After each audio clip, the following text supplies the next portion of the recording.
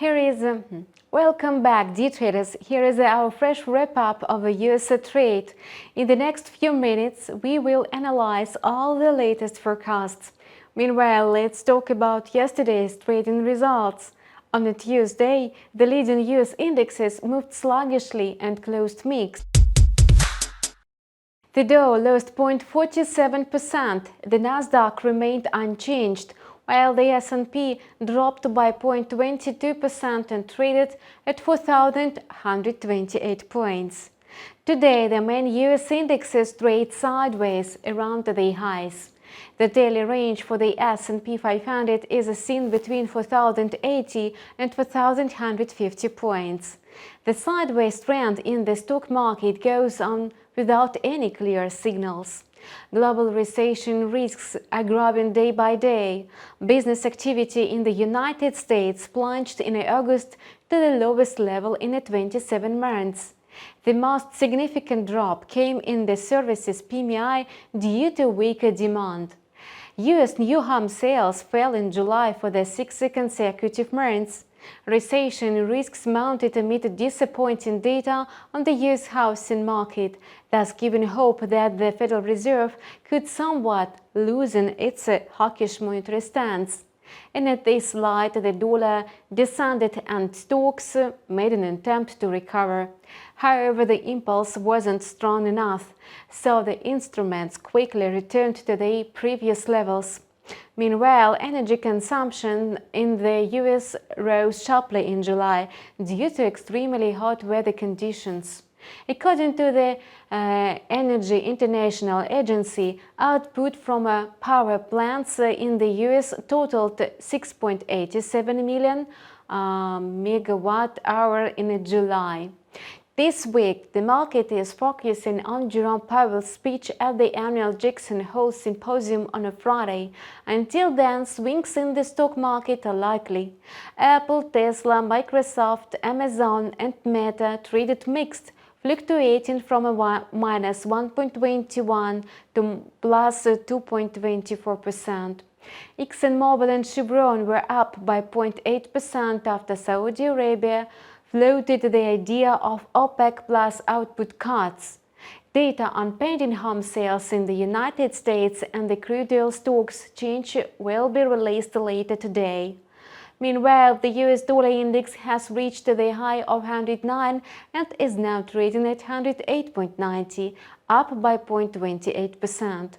Its daily range is seen between 108.70 and 109.10.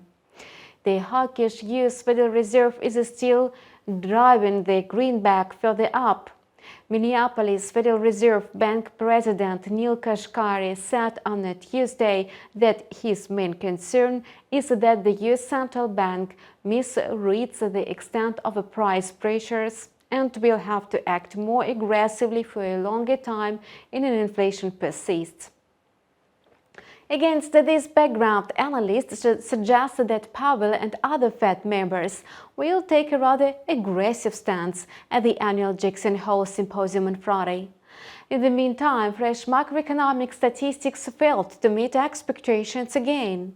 New orders for US-made durable goods were unexpectedly flat after rising by 2.2% in June, falling short of market expectations for a 0.6% increase. The indicator remained unchanged for the first time in 5 months due to a 0.7% decline in orders for transportation equipment. Durable goods orders, excluding transportation equipment, rose by 0.3% last month. Excluding defense, new orders gained 1.2%. Orders for non-defense capital goods, excluding aircraft, advanced by 0.4%, down from a 0.9% increase in June, but slightly above forecast of a 0.3% gain. As for the USD CAD pair, the loonie continued to lose value against the dollar on a Wednesday. At the time of preparing this material, the Canadian dollar sank another 0.49% to settle at the level of 1.3015. The trading range of the pair is limited by the levels of 1.2980 and 1.2340. Today's macroeconomic statistics showed that Canadian wholesale sales unexpectedly declined. Canada's wholesale trade dropped by 0.6% month-on-month in July, largely driven by lower sales of motor vehicles and motor vehicle parts. Besides, today's data showed declines in the sales of building materials, agricultural products, as well as personal and household goods. Speaking of oil prices, they are recovering today. Brent futures edged up by 0.72% to $100.84 per barrel. Oil prices rebounded after the industry report showed another steeper than expected drawdown in the U.S. crude stocks, which added to worries of a global supply crunch. Official data from the Energy Information Administration will be published later in the day, with the analysts predicting a 933,000 barrel fall. Now, let's consider the situation in the cryptocurrency market. Like all risky assets, Bitcoin is a standstill still. On Wednesday, the largest cryptocurrency slid by 0.18% to trade at the level of $21,454. Given the lack of important news releases, the digital currency is likely to remain range-bound.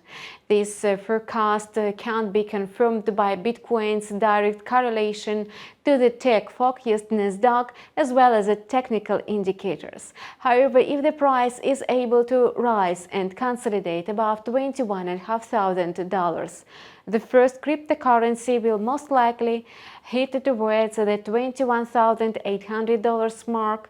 An alternative scenario suggests a decline to the level of $20,800. Well, that's the review of the current trading day from our analysts. As you can see, investors have taken a wait-and-see approach. Thus, trading activity may be sluggish at least until the release of the US GDP data on Thursday. Of course, the most anticipated event for markets will take place Friday. Anyway, may your trading be lucrative, and see you tomorrow.